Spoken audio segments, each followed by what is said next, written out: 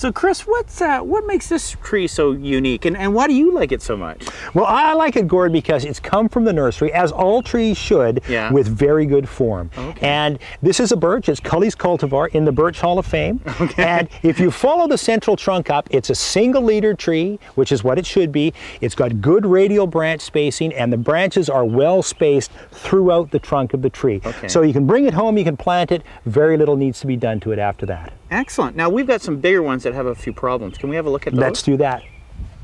So Chris, what seems to be wrong with this tree? It looks pretty good.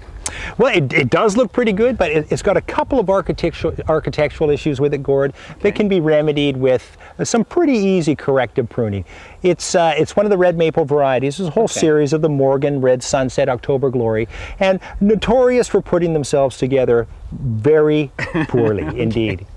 Now I noticed down lower on the trunk, it almost looks like there's sort of a crotch part there. Is that a weak area of the tree? It certainly can be, because you have to remember that that branch and trunk are going to increase in diameter. Okay. And eventually you're going to end up with a situation called included bark, where both of the two stems and trunk begin to kind of grow together and push against each other. Okay. And you have to remember too that they're going to increase in trunk diameter and branch diameter each year, so the attachment becomes very weak. Okay, so it could split right off. It can split right off the tree. Okay, now on top there I see some tape. It looks like electrician's tape possibly.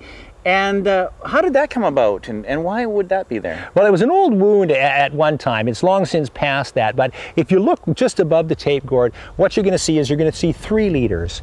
And with this tree, it's really imperative that you want to train it to a single leader. So what I'd recommend is make the selection for that single leader and suppress the other 2, so that single leader takes the dominant role. Perfect.